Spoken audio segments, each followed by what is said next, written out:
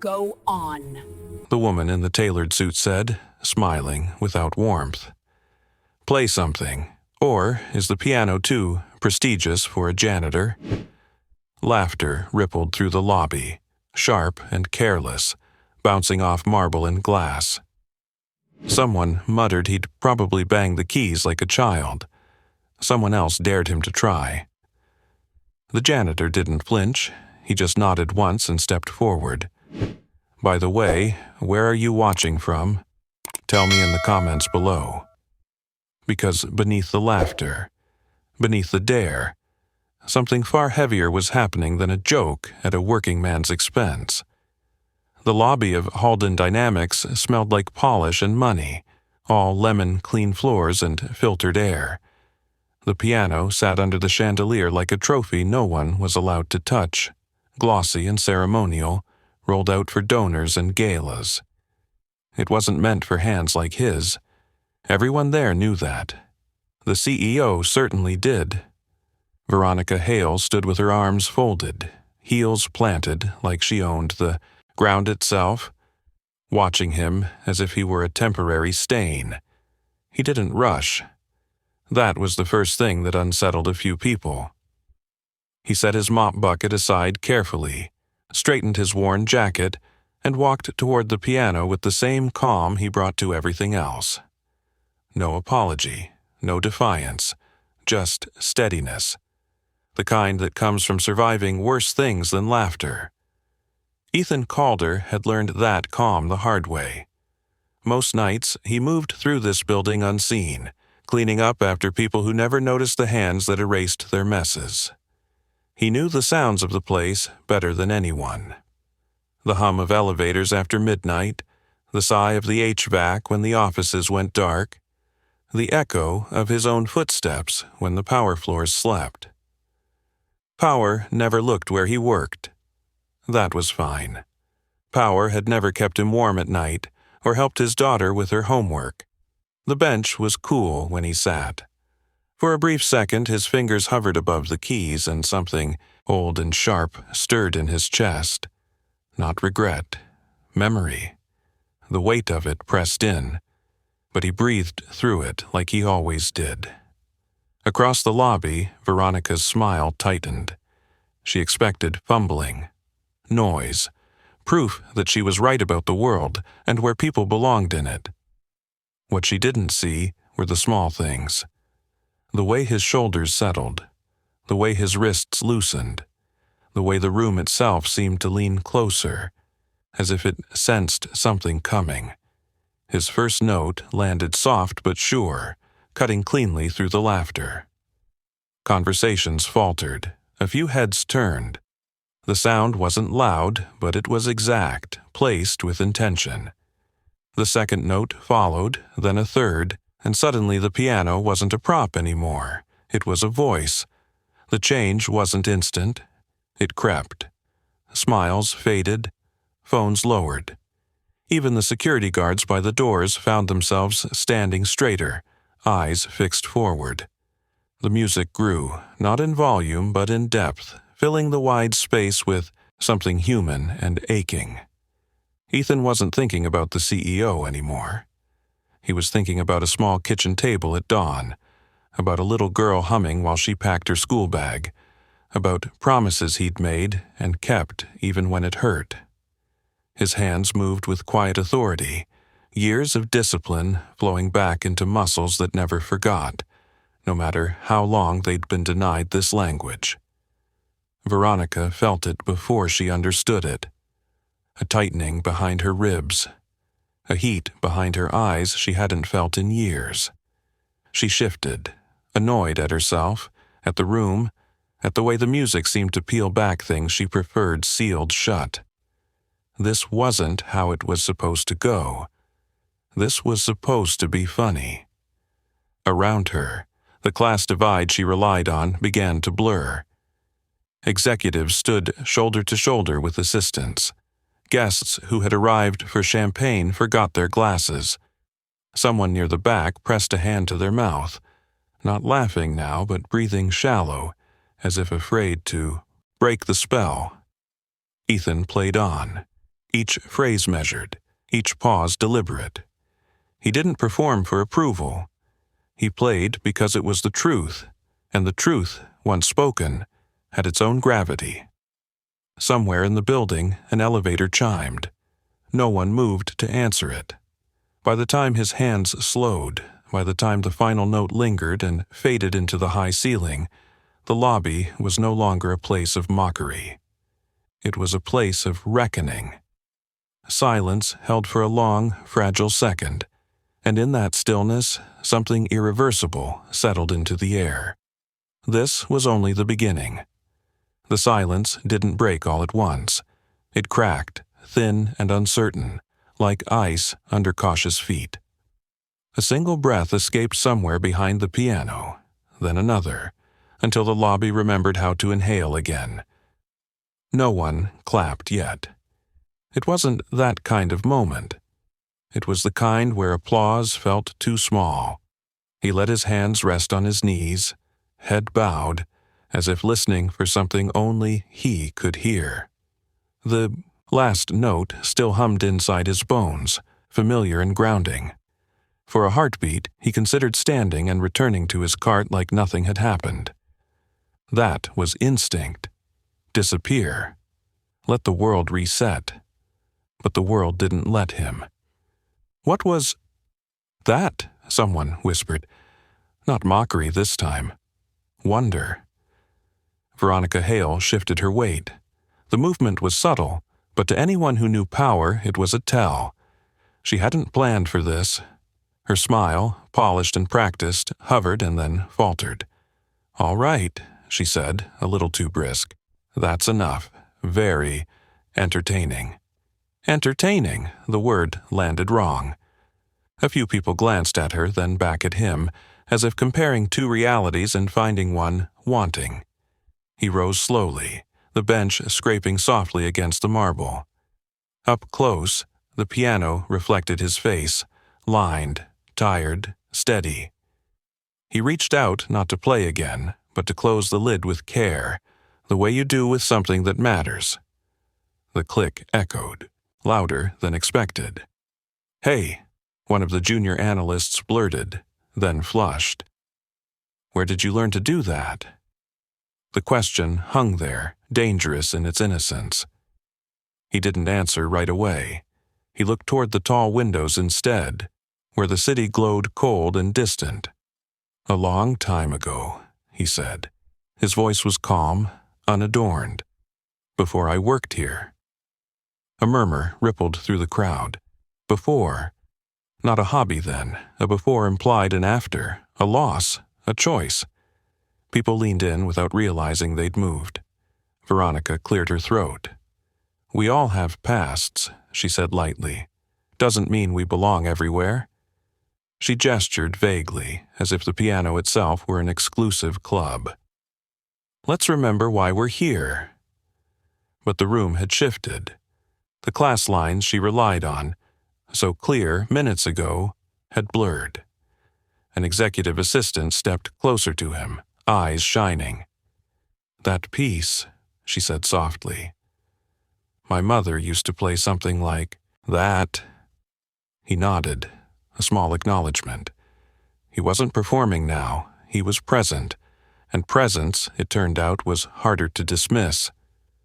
Security hesitated near the doors, unsure whether to escort him away or protect him. Someone in catering wiped their eyes with the back of a glove.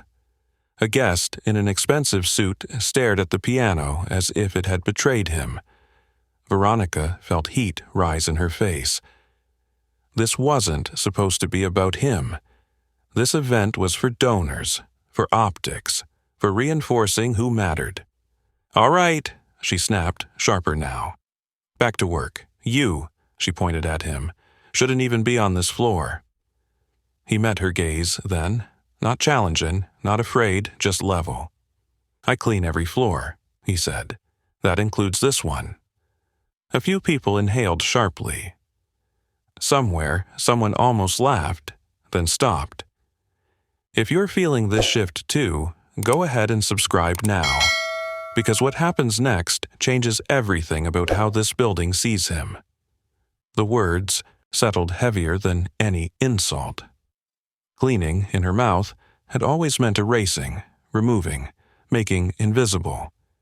In his, it sounded like responsibility. Care. A woman near the back spoke up before she could stop herself. "He plays better than the guy we hired last year," she said. "The one we paid a fortune." Another voice joined in. "I heard him practicing sometimes, late. Thought it was a recording." Practicing. The revelation spread like sparks. He'd been doing this quietly, in stolen moments, after mopping spills and emptying trash. Not showing off, not asking permission. Veronica's control slipped another notch. "Enough," she said, but her voice didn't carry the way it usually did. Too many eyes were no longer on her. He picked up his cart handle, grounding himself in its familiar weight. This was the part he knew how to navigate. The aftermath, the uncertainty. He'd lived there for years. "I should get back," he said. "There's a conference room on 12 that needs attention." No one moved to stop him. Not because they couldn't, because stopping him now felt wrong. As he turned toward the service corridor, the lobby parted without anyone consciously stepping aside. The piano remained where it was, gleaming and changed, a symbol that no longer belonged to one class alone. Behind him, Veronica watched the crowd watch him go, and for the first time since she'd taken the corner office, she felt something unsteady creep in beneath her authority. This wasn't over, not by a long shot. He didn't look back as the service door swung shut behind him, sealing off the marble and glass with a soft, final thud. The hallway beyond smelled like disinfectant and warm dust, the honest scent of work. Fluorescent lights buzzed overhead, uneven and familiar. His cart rattled as he pushed it forward, the sound steadying, like a metronome returning him to tempo. Only when he reached the freight elevator did his hands begin to shake. He curled his fingers around the metal rail until the tremor passed, breathing slow, counting the rise and fall in his chest. The music had done what it always did. Opened doors he usually kept locked. He hated that part. Loved it too. The contradiction lived in him, constant as a second heartbeat. The elevator descended with a groan, carrying him away from the floors where power congregated and back toward the places no one photographed. As the numbers ticked down, his thoughts drifted, pulled not by the lobby or the CEO's sharp eyes, but by a smaller, warmer image, a child-sized backpack by the door, a notebook with bent corners tucked carefully inside. By the time he stepped out into the parking level, his phone was vibrating in his pocket. He answered on the second ring. "Hey," he said. "I heard something weird today," Lila said, her voice bright and breathless. "Mrs. Carver said music helps with math, so I tried your old exercises." His mouth softened despite himself. "Wait, did you?"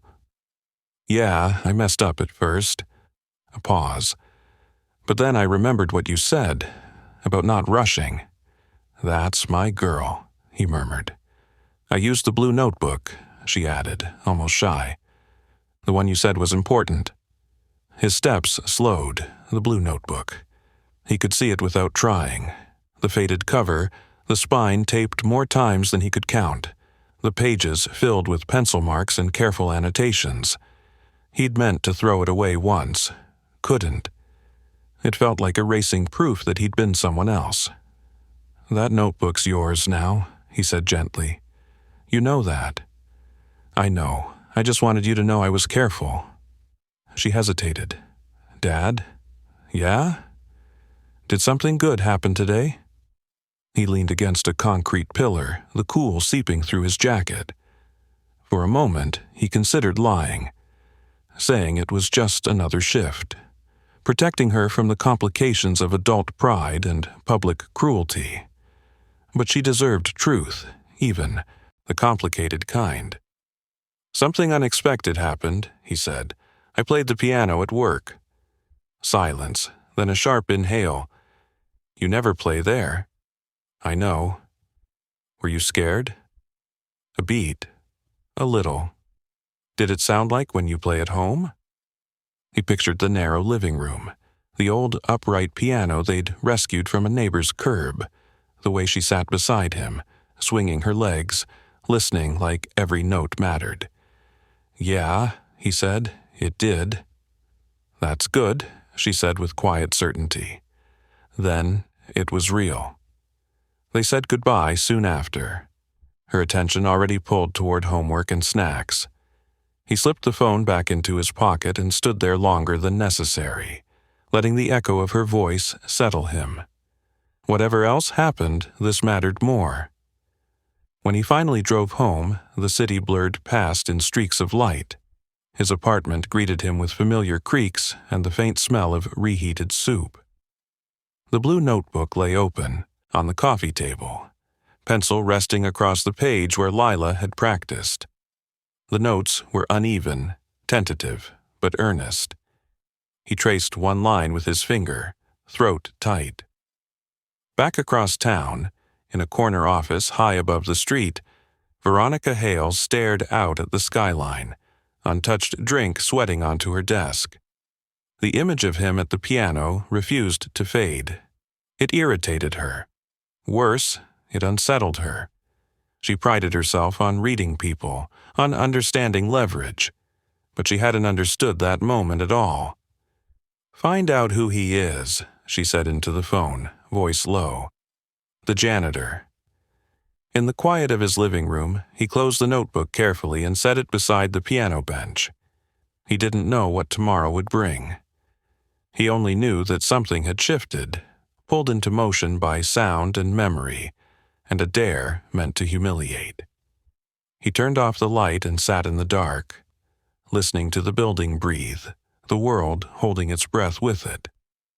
Morning came thinner than usual, light slipping through the blinds like it was unsure it belonged there. He woke before the alarm, the echo of last night's music still faint in his chest, the kind of echo that didn't fade so much as settle.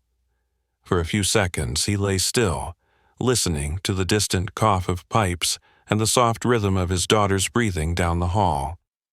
Normal sounds, safe sounds. He rose quietly, brewed coffee, packed lunches. Routine was a shield.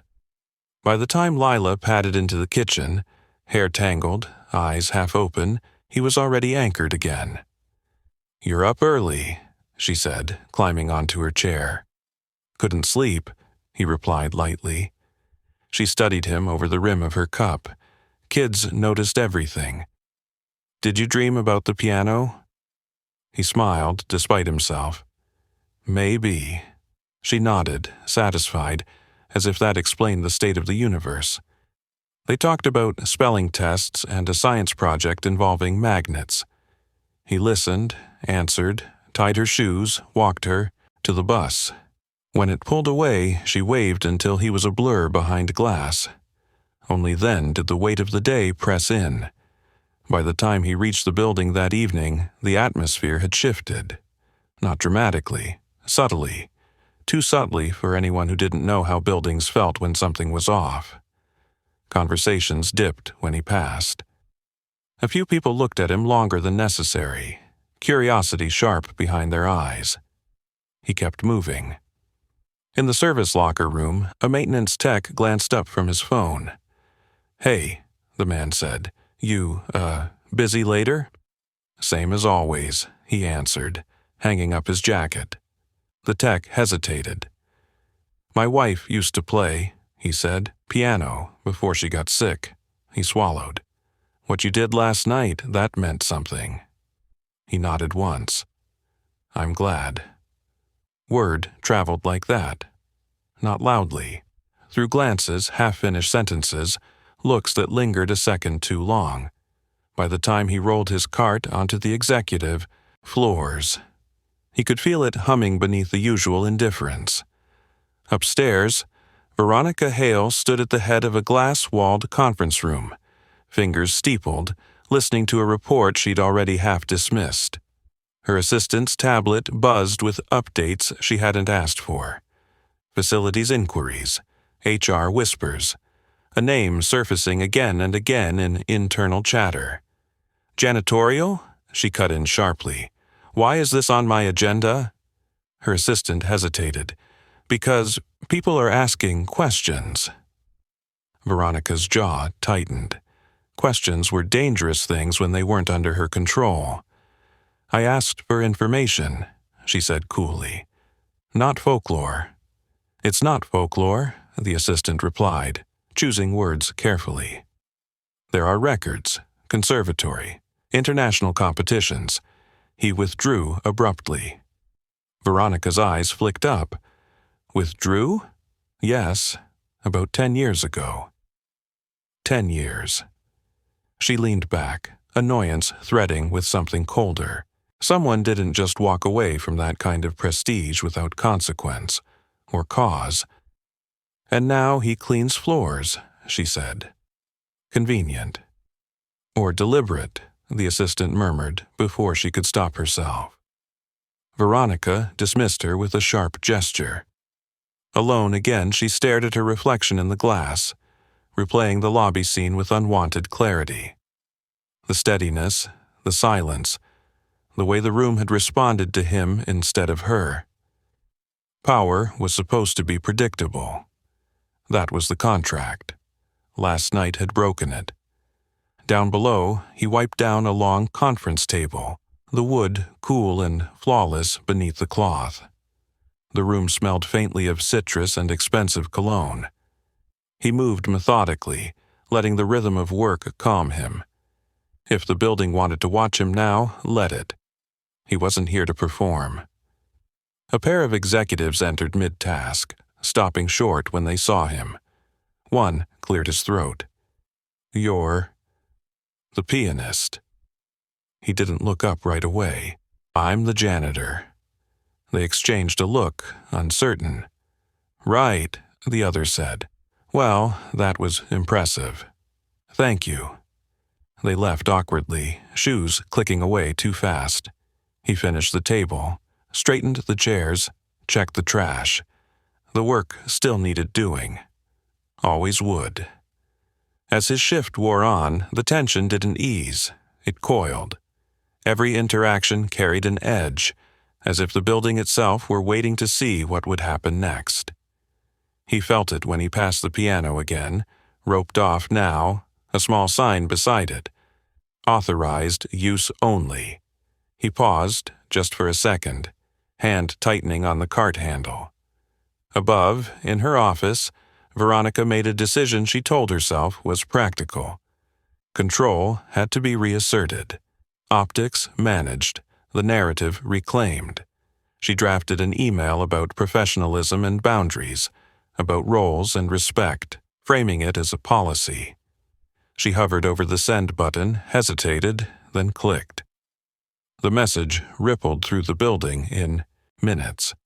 By the time he reached the lower floors, his phone buzzed with a notification from internal comms. He read it once, then again, expression unreadable. Professional boundaries, appropriate conduct. He exhaled slowly. So, this was how it would go. He powered down his cart at the end of the shift, the lights dimming around him. The music hadn't ended anything. It had started something. And whether he wanted it or not, the next movement was already underway. The email followed him like a shadow the next day, printed out and taped crookedly to the bulletin board by the time he clocked in. Professional boundaries. Appropriate conduct. It was written in careful corporate language, but the message underneath was blunt. Know your place. He read it once, then let his gaze drift past it to the other notices. Lost gloves, schedule changes, a birthday cake sign-up. Life went on. Policies came and went. Floors still needed cleaning. Still, the building felt tighter, like someone had turned a dial he hadn't noticed before. Supervisors lingered longer when he worked near executive spaces. Security glanced his way more often. Not hostile, watchful, the kind of attention meant to remind someone they were being observed. He kept his head down. That was how you survived. Midway through his shift, he was assigned to the atrium level, a public-facing space usually handled by a different crew. The reason wasn't explained. It didn't need to be. Glass walls rose 3 stories high, sunlight spilling in even at dusk, and at the center sat the piano, still roped off, still gleaming. The sign remained, authorized use only. He worked around it carefully, polishing railings, emptying bins. Every pass near the piano tugged at something inside him, but he ignored it. He'd opened that door once. He wouldn't force it again. A small crowd gathered near the coffee bar, employees lingering after hours, murmuring. He caught fragments as he passed. Saw the video. Someone recorded it. Can't believe they sent that email after. My sister studied music, that wasn't amateur. He didn't stop. Rumors were their own kind of weather. You waited them out. Near the end of the shift, a woman he recognized from accounting approached, clutching a tablet to her chest. She looked nervous, like she was crossing a line she'd rehearsed stepping over. "Excuse me," she said. "I just wanted to say thank you." He paused. "For what?" "My dad passed last year," she said quietly. "He used to play. What you played, it sounded like him." Her eyes shone, but she smiled. "I needed that." He nodded, throat tight. "I'm glad it helped." She hesitated, then leaned in a fraction. "They shouldn't treat you like that," she added, glancing at the piano, the rope. "Some of us noticed." Some of us. The phrase stayed with him long after she walked away. If you're noticing it too, this quiet shift, this pressure building, go ahead and subscribe now, because the moment they try to shut him down is the moment everything changes. Upstairs, Veronica Hale watched the atrium from a balcony outside her office, coffee untouched beside her. The rope around the piano was her idea, a visual reminder, boundaries made physical. She told herself it wasn't personal, it was necessary. And yet, she couldn't ignore the way people clustered there now, drawn not by policy but by memory. The piano had become a fault line, a symbol she hadn't intended. Every whisper, every sideways glance chipped at the clean hierarchy she'd spent years constructing. Her phone buzzed. Facilities. HR. A note about increased foot traffic around the atrium, about morale discussions happening off-script. She exhaled sharply. This was getting out of hand. "Set up a meeting," she said into the phone. "Tomorrow, all hands, atrium." "Topic?" the voice asked. "Culture," Veronica said. "Professional, standards." She ended the call and stared down at the floor below, at the man moving methodically with his cart, the picture of compliance. That steadiness again.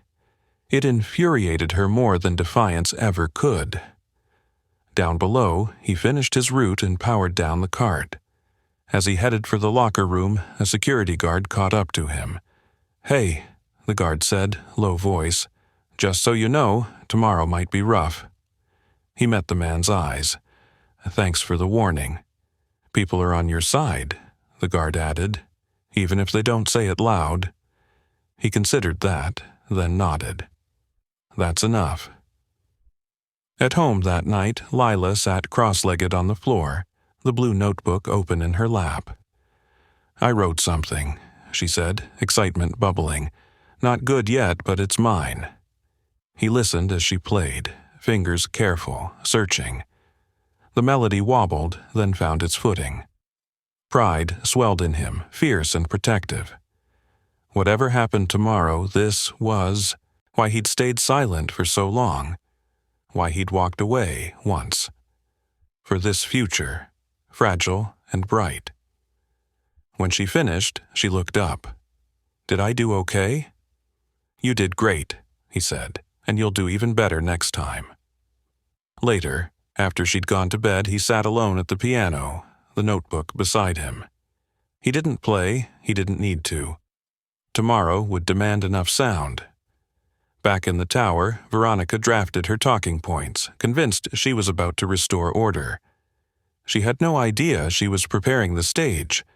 The atrium lights dimmed for the night, the piano waiting in the half-dark, roped off but restless, like a truth that refused to stay quiet. The atrium filled earlier than usual the next afternoon, voices overlapping in a way that felt less like anticipation and more like bracing. Chairs had been arranged in neat rows beneath the glass ceiling, angled toward a small stage where a podium waited. The piano sat just off to the side, still roped, its surface catching the light like it was listening. He arrived with his cart as instructed, told to remain available in case of spills or technical issues. That phrasing stuck with him. Available, as if he were a tool on standby. He positioned himself near a service column, hands resting lightly on the handle, eyes lowered, but senses wide open. The building hummed differently today, electricity crawling under the polished calm. People filed in from every level, executives in tailored jackets, analysts clutching notebooks, assistants whispering as they took seats. A few glanced toward him, quick and unreadable. Others looked deliberately away. The divide had never felt thinner or sharper. Veronica Hale stepped onto the stage right on time, heels clicking once before she stopped behind the podium. The room quieted almost immediately. She waited for it, that silence bending toward her like muscle memory, then began. Her voice was smooth, confident, calibrated for control. She spoke about culture, about excellence, about maintaining standards that allowed everyone to thrive. The words flowed easily. She'd said versions of them 100 times. From his place near the column, he listened without reacting, cataloging the small things instead. The way her fingers tightened on the podium edge when she mentioned professionalism, the way her gaze skimmed the crowd but avoided the piano entirely. Avoidance was its own kind of admission. As leaders, Veronica continued, we have a responsibility to uphold boundaries, to ensure that moments meant for celebration don't become distractions from our mission. A murmur moved through the audience. Someone shifted in their seat. He felt it then, a subtle change in pressure, like the first sign of a storm. This wasn't landing the way she'd planned. She cleared her throat. That said, talent exists in many forms, and we respect everyone's contributions, within their roles. Within their roles, the phrase landed like the phrase, line drawn in chalk. Before she could move on, a hand rose near the front. An older man from legal, brows knit. With respect, he said, standing, last night wasn't a distraction. It reminded people why they came here in the first place. Veronica's smile held, but only just. I'm not sure I follow. He gestured toward the piano. That music, it brought people together. Morale's been strained lately. A few nods followed. Another hand rose, then another. The room began to speak back, politely at first, then with growing confidence. Stories surfaced. Late nights eased by hearing someone practice softly. Moments of unexpected calm in a relentless place. Veronica listened, jaw set, as control slipped incrementally from her grasp. This was not in her talking points. From the side, he watched the arc unfold with a strange detachment. He hadn't intended this. He hadn't asked for allies. And yet, here they were, stepping forward, not for him, but for what the moment had meant to them. Then a voice cut through, clear and young. Why is it roped off? All eyes turned. Lila stood near the back, backpack slung over one shoulder, eyes wide but steady. He hadn't expected her. School ended early today, and his neighbor must have dropped her off. His chest tightened. Veronica froze. "I'm sorry," she said. "This is an internal meeting." Lila took a step forward anyway. "My dad played that," she said, pointing. "He practices every night so I can learn. Why can't he play here?" The question was simple, devastating. A ripple moved through the crowd, softer now, charged with something like shame. He felt heat rise to his face, fear and pride tangling. "Lila," he said gently, but she didn't look back. Veronica's composure cracked. For the first time, she looked directly at him, not as staff, not as a problem, but as a person with history and consequence. The answer she'd rehearsed evaporated. Boundaries sounded, hollow in the face of a child's logic. "This isn't about permission," Lila added quietly. "It's about listening." Silence fell, heavier than before. In that stillness, something became undeniable. The truth was no longer a rumor or a leak. It stood there, backpacked and brave, tying the music to a future Veronica couldn't dismiss without revealing exactly who she was. Security hovered uncertainly. HR glanced at Veronica, waiting. The rope around the piano suddenly looked absurd, a flimsy barrier against what had already crossed. He stepped forward then, just enough to stand beside his daughter. "It's all right," he said softly to her. "You said what needed saying." Veronica inhaled, slow and measured, then exhaled. When she spoke again, her voice was quieter, stripped of polish. "Perhaps," she said, "we should hear it again." The rope was untied. The room held its breath as he approached the piano, not as a dare this time, but as an invitation. The discovery was complete. Whatever came next would be witnessed, remembered, and impossible to erase. The rope fell away with a soft scrape against marble, a small sound that carried farther than anyone expected. He didn't move right away. Neither did the room. Dozens of people stood suspended between what had been and what might be, eyes fixed on the space he was about to cross. He felt his daughter's hand slip into his, warm and steady. "Go," she whispered, barely audible. He nodded once, then let go and stepped forward alone. Each step toward the piano felt heavier than the last, not with fear, but with consequence. This wasn't a dare now. It wasn't rebellion. It was consent, given reluctantly, publicly, by a system that rarely admitted it could be wrong. He was keenly aware of every sound, the rustle of fabric, the hum of the building, the distant city pressing against the glass. Veronica stood off to the side of the stage, posture rigid. Her face was carefully neutral, but inside, her thoughts churned. She had built her authority on clarity, on knowing exactly where every line was drawn. This moment erased a line she'd relied on for years, and she didn't know yet what would replace it. He reached the bench and paused, fingers brushing the edge of the keys without pressing them. The piano was warm under the lights, alive in a way it hadn't been moments ago. He sat, adjusted the bench by instinct, and closed his eyes briefly, not to escape, but to center himself. When he began, the first notes were quieter than before. Not tentative, but intimate, like a conversation meant for close company. The sound spread outward in gentle waves, filling the atrium without overwhelming it. People leaned forward without realizing they'd moved.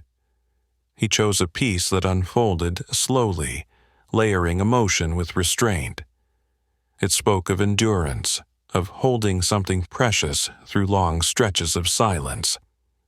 The melody carried both loss and resolve, weaving them together until they were inseparable. His hands moved with controlled ease, muscle memory answering without conscious command. The crowd responded not with murmurs this time, but with stillness. A collective listening settled in, deeper and more focused than before.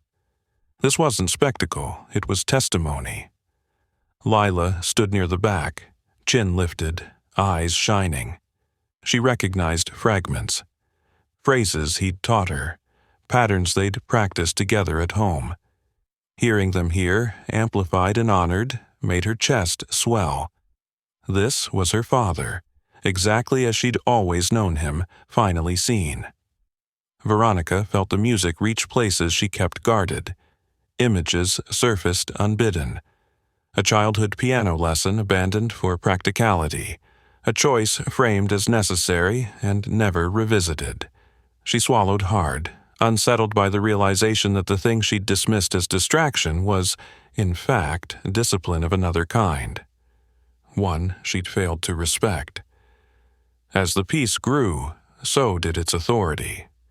The piano seemed to command the space, bending attention toward it, toward him. The atrium's glass ceiling reflected the lights like a constellation, and for a fleeting moment, the building felt less like a machine and more like a shelter. He let the final chord ring longer than expected, allowing its resonance to fade naturally into silence. When his hands finally lifted, the absence of sound felt deliberate, complete. No one clapped right away. Again, applause felt insufficient. People breathed, some shakily. A few wiped at their eyes without embarrassment. Then someone stood.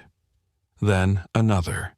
The sound of clapping began, hesitant at first, then surging, filling the atrium with a force as undeniable as the music had been. It wasn't polite appreciation. It was recognition. He stood slowly, acknowledging the room with a slight bow that spoke of respect rather than submission. His gaze found his daughter's. She grinned, unabashed. Veronica stepped forward before the applause fully died down. Her voice, when she spoke, carried without amplification. "Thank you," she said, and for once it wasn't a performance, it was an admission. He met her eyes, expression calm. He didn't need more than that, not now. Around them, something had shifted permanently. Conversations sparked, faces softened, roles blurred. The piano, once roped and distant, stood open and undeniable. No longer a symbol of exclusion, but of shared experience. As he walked back toward his daughter, the weight he'd carried for years felt lighter, redistributed among witnesses who could no longer claim ignorance. Whatever came next, meetings, consequences, change, it would unfold in the open. The music had done its work. The applause ebbed slowly, like a tide reluctant to retreat, leaving behind a charged quiet that felt nothing like the earlier silences. People didn't rush back to their seats or check their phones. They lingered, exchanging looks that said something had shifted, something they wouldn't be able to unsee. He stepped away from the piano and rejoined his daughter, placing a gentle hand on her shoulder. She leaned into him without thinking, pride radiating from her small frame. Around them, conversations began to rise. Not gossip, but reflection. The kind that asked questions rather than answered them. Veronica remained near the stage, hands clasped, watching the room recalibrate around a truth she could no longer control. She'd invited this meeting to reinforce order. Instead, she'd exposed its fragility. For the first time in a long while, she wasn't sure which move would reassert authority, without confirming everything the music had implied. An HR director approached her, voice low. "People are responding. Strongly." "Yes," Veronica said. "I see that." Another executive joined them, then another. Not in deference, but expectation. They waited for her to name what had just happened, to frame it, to neutralize it. She felt the weight of their attention press in, heavier than any boardroom negotiation.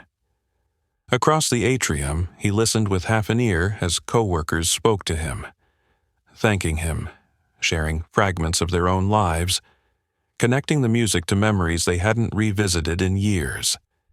He responded kindly but briefly. He didn't want this to turn into something transactional. Recognition was not a currency he trusted. A facilities supervisor cleared his throat.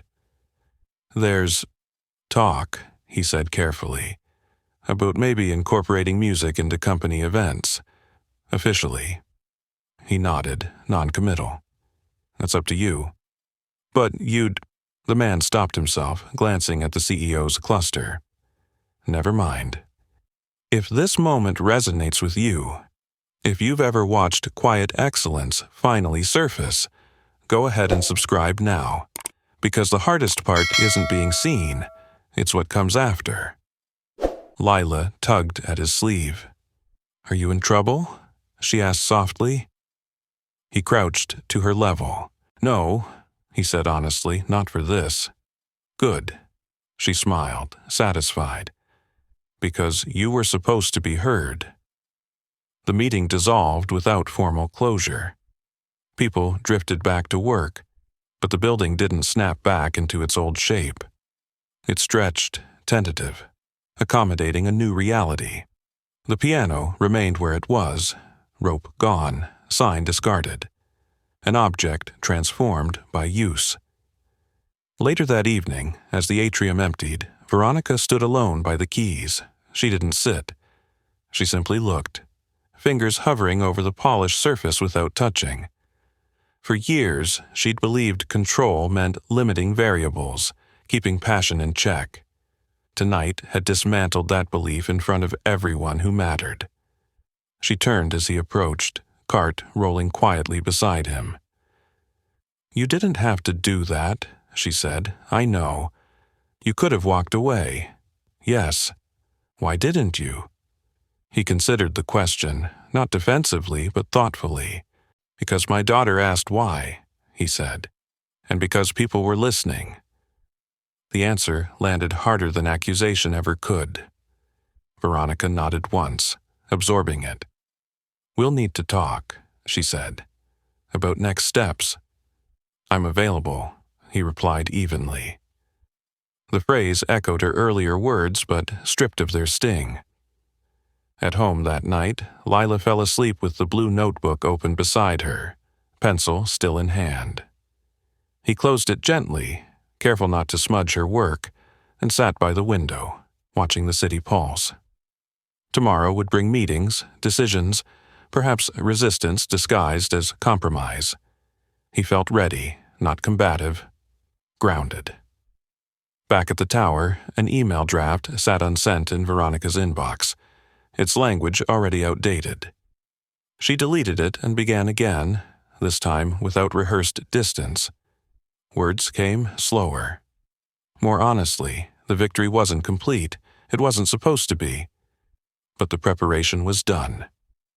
The stage was set, not just for acknowledgement, but for consequence.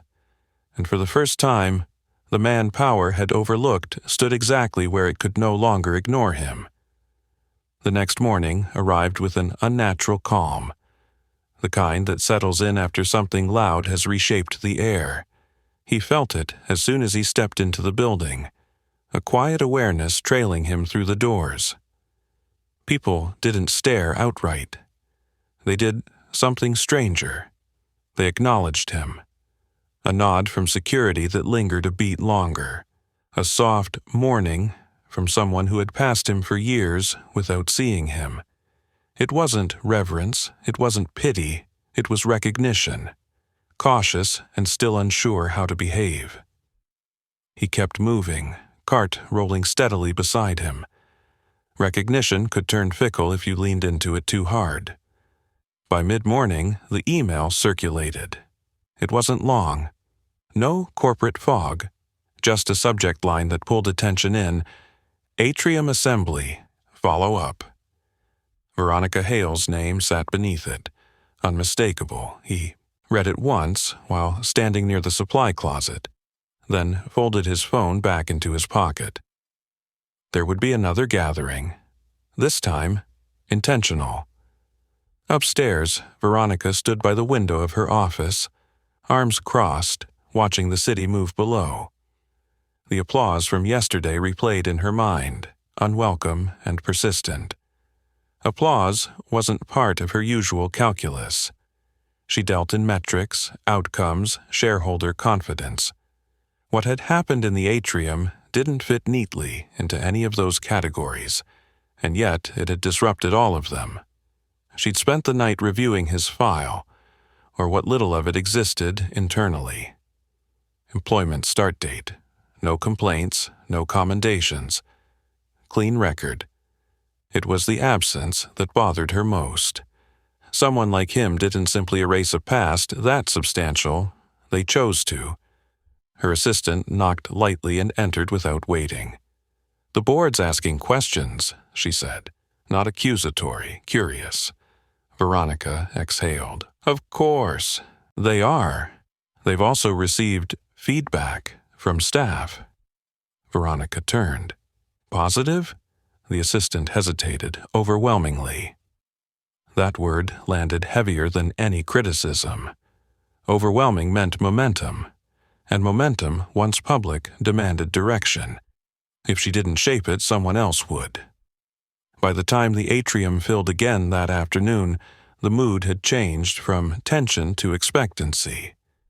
This wasn't a reprimand disguised as culture. This was something else.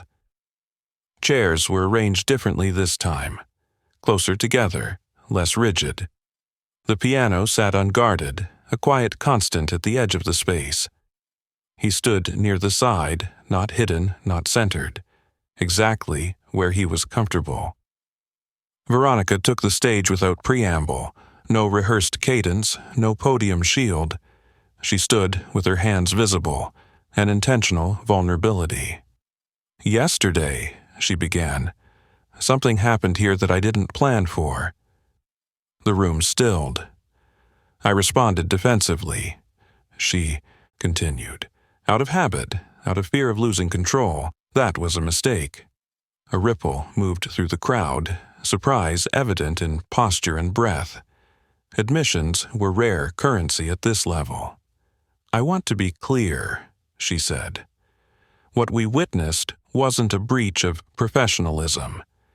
It was a reminder of humanity, and we don't get to define where that comes from." Eyes shifted toward him, then back to her. She followed their gaze, turning fully to face him now. "You deserved better than how I treated you." The words were simple, public, irreversible. He didn't respond immediately. He felt the room hold its breath again, waiting to see how dignity answered acknowledgement. When he spoke, his voice was steady. "I didn't play to make a point," he said. "I played because I was asked to be less than I am." Something in that reframed the entire exchange. This hadn't been about defiance. It had been about refusal. Veronica nodded once. "Understood." She turned back to the room. "We're reviewing how we recognize contributions across this company, not as optics, as practice." A pause. "And we'll start by listening more carefully." The meeting ended without applause this time. It didn't need it. Afterward, people approached him more deliberately now, not with gratitude alone, but with curiosity that respected distance. A software lead asked about lessons for his daughter. A facilities manager mentioned unused budget lines for arts programming. Conversations rooted in possibility rather than spectacle. Later, as he cleaned a conference room overlooking the city, Veronica appeared in the doorway. No entourage, no assistant, just her. "I won't pretend this fixes everything," she said, "but I want you to know I see you now." He met her gaze, considering. "Seeing is a start." She nodded, accepting the boundary. "We'll talk again." When she left, he finished the room in silence. The city stretched out beneath him. The victory wasn't loud, it wasn't complete, but it was real. At home that evening, Lila showed him a new melody she'd written, hesitant but hopeful. He listened, correcting gently, encouraging more. As she played, he realized something had shifted not just at work, but in him. He no longer felt like he was waiting to be discovered. He had been witnessed. The days that followed settled into a strange new rhythm, quieter but heavier with implication.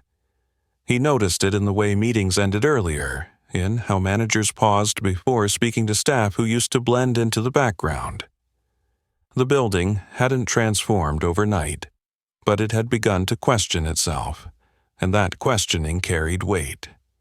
He moved through his shifts as he always had, cart steady, motions efficient.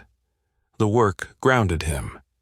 Yet now, when he passed glass-walled offices, conversation sometimes stopped not out of discomfort, but consideration. People were thinking before they spoke. That was new. Veronica felt the shift too, though from a different altitude. Board members requested briefings that had nothing to do with quarterly projections. Donors referenced the atrium performance in emails meant to discuss funding. Even press inquiries danced around the edges, careful but persistent. She managed each interaction with measured responses, aware that any misstep would confirm a narrative she could no longer fully control. What unsettled her most wasn't scrutiny. It was the realization that authority without empathy had limits she'd ignored for years. An internal announcement followed midweek. A pilot program, arts and wellness initiatives, cross-level forums designed to surface overlooked talent. The language was careful, but the intent was clear enough for those paying attention. The piano was mentioned specifically, now designated as a shared instrument, open for scheduled use. He read the announcement in the break room, folded it, and placed it in his pocket without comment. Change, framed from above, always came with conditions. He'd learned that long ago. Still, the fact that it existed at all marked something irreversible. One evening, as he finished sanitizing a training room, a junior executive lingered near the doorway. "I wanted to apologize," the man said abruptly, "for laughing that first night." He regarded him calmly. "All right." "I didn't think," the man continued. "I've been thinking since." "That's usually how it goes," he replied, not unkindly. The man nodded, relief flickering across his face, then left. The encounter stayed with him, not because it felt like justice, but because it felt like a small correction in a much larger imbalance. At home, Lila practiced with renewed confidence, her melodies growing more assured. She asked questions about composition now, about why certain chords made her feel sad or brave. He answered patiently, encouraging curiosity over perfection. Watching her discover, her own voice reminded him why restraint had always mattered more than recognition. Back at the tower, Veronica stood alone in the atrium one evening, long after most employees had gone. The piano waited in the open, bench centered, keys exposed. She hesitated, then sat. Her fingers hovered, uncertain. She pressed a single key. The sound rang out, clean and unforgiving. She withdrew her hand, heart thudding. Control, she realized, had kept her safe from failure but also from growth. The music hadn't humiliated her. It had revealed her. The following week, a formal review concluded. No disciplinary action, no reassignment. Instead, a new role was proposed quietly, carefully, without spectacle. Advisory, cultural integration. A position designed to bridge rather than command. She accepted it with a mix of relief and humility, aware that authority had shifted not away from her entirely, but around her. He learned of it indirectly, through whispers and memos that traveled faster than official channels. He felt no triumph, only confirmation. Power, when challenged publicly and honestly, had to adapt or fracture. One afternoon, as sunlight slanted through the atrium glass, he found himself alone at the piano during a break. He didn't play. He simply rested his hands on the closed lid, breathing in the space. The instrument no longer felt like a battlefield. It felt like a witness. A few employees paused at a distance, respectful. No one dared him now. No one mocked. The absence of those things felt like a deeper victory than applause ever could. When he returned to work, he noticed something else had changed. Requests for help came more openly. A manager asked his opinion on soundproofing a conference room. An intern asked for advice on balancing passion with responsibility. They weren't asking because he'd played well. They were asking because he'd stood firm. That night, as he walked home under a sky streaked with city light, he understood that justice hadn't arrived with noise or punishment. It had arrived with recalibration. The arrogance that once dismissed him had been forced into public reckoning, stripped of its certainty, reshaped under observation. The building behind him glowed, still powerful, still imperfect, but altered. And for the first time, he felt no urge to hide the parts of himself that didn't fit neatly into someone else's idea of place. The reversal was complete. What remained was the work of living inside it.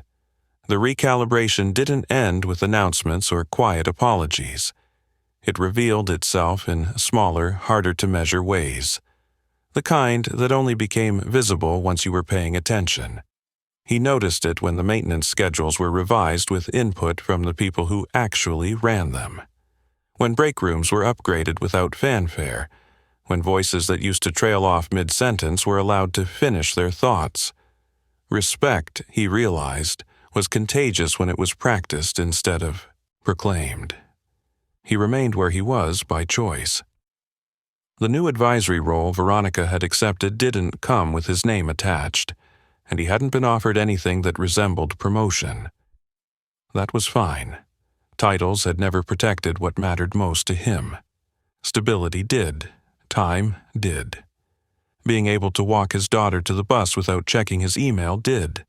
And yet, he was no longer invisible. One afternoon, a facilities planning session spilled into the atrium. Whiteboards wheeled out where the piano used to be roped off. He was asked, not told, to weigh in on acoustics, on how sound traveled through glass and stone. He explained simply, drawing on years of listening more than speaking. People took notes. No one laughed. Veronica observed these moments from a distance, learning to occupy space without dominating it. The transition wasn't easy.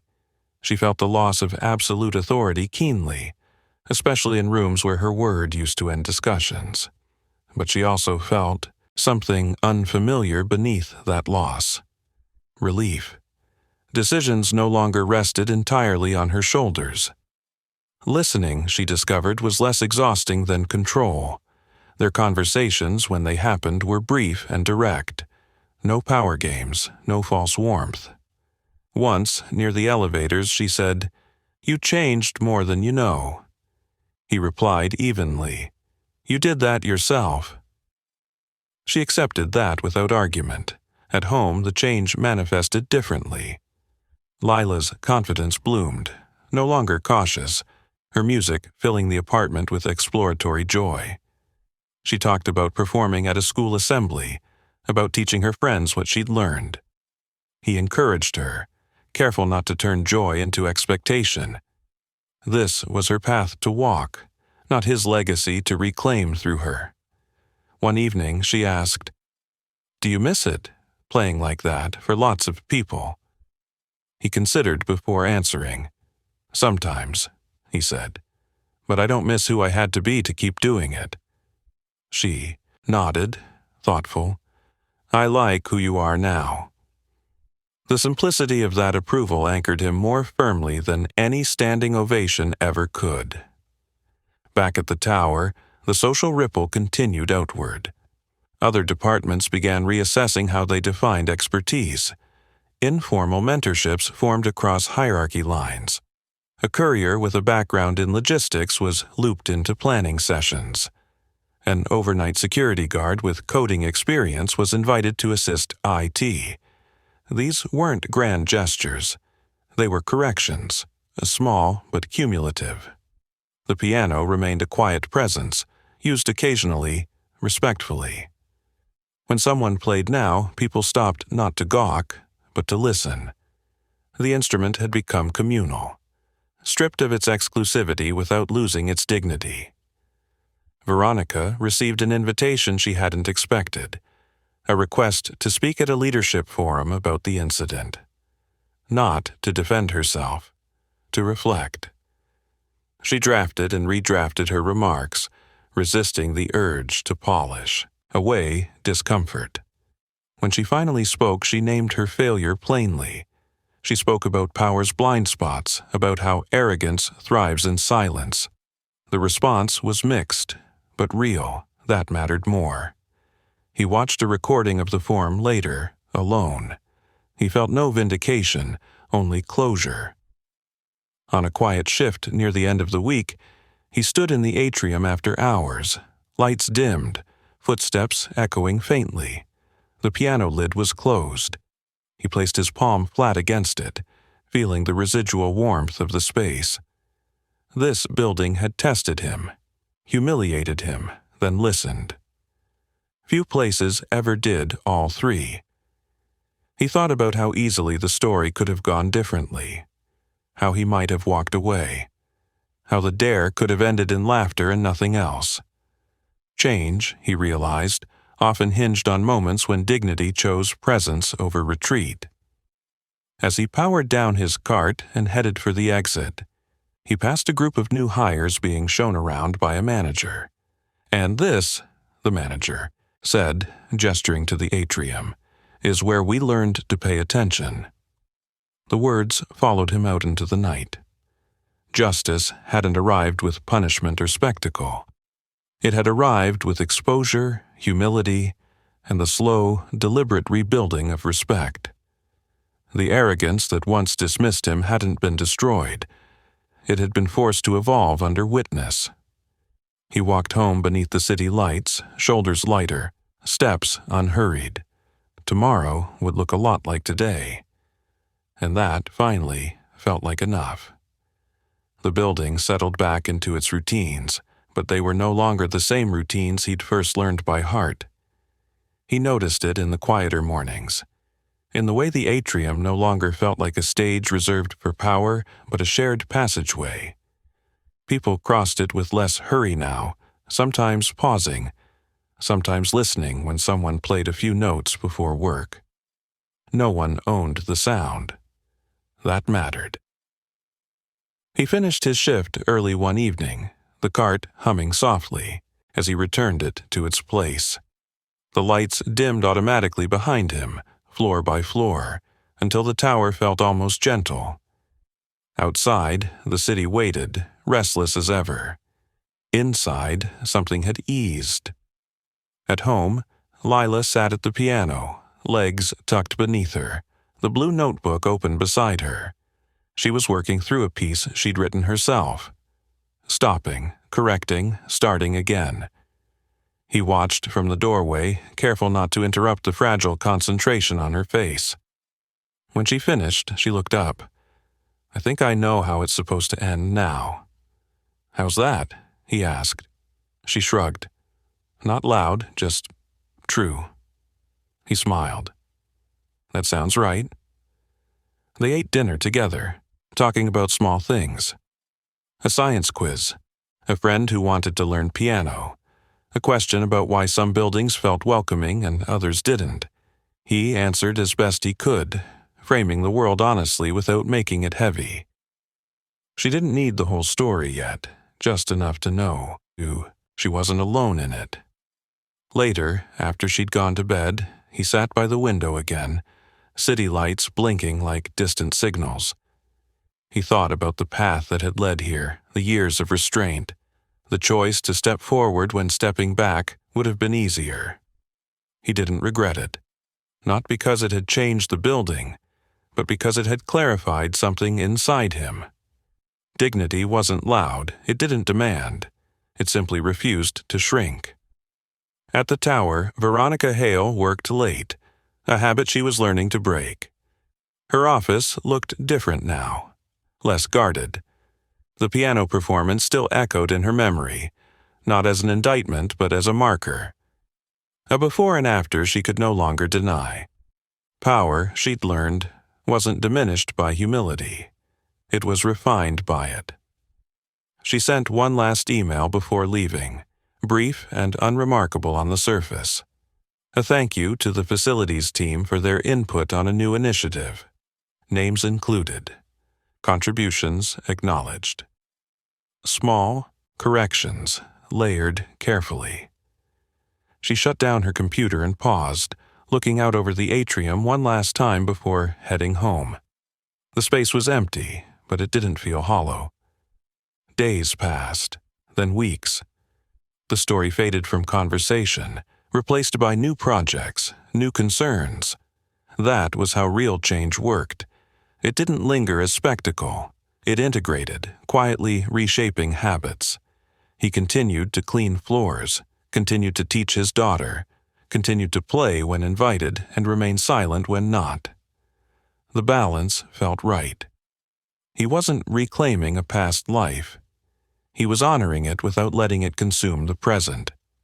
One afternoon, he received a message from a former colleague he hadn't spoken to in years, someone who'd recognized him in a clip that had briefly circulated before being taken down. The note was simple. "Proud of you. You always played like that." He read it, then closed the app without responding. Some connections belonged where they were. On a Saturday morning, he and Lila visited a community center where an old upright piano sat against a scuffed wall. He helped tune a stubborn string, then stepped back as she played for a small group of kids waiting their turn. Her hands were steadier now, her smile unguarded. He realized then that the real audience he'd played for had never been the executives or the CEO or the building at all. It had been her, and through her, a future that wouldn't accept being told where it belonged. As the last note faded, the room filled with easy chatter, the kind that followed something shared without pressure. He leaned against the wall, content. If you stayed with this story to the end, ask me for the next story title you want to hear. Subscribe, and don't miss our next story. She let him sit beside her on a crowded flight, not knowing he was a former elite pilot single dad. Trust me, you'll feel it. And tell me in the comments, what injustice should we tackle next?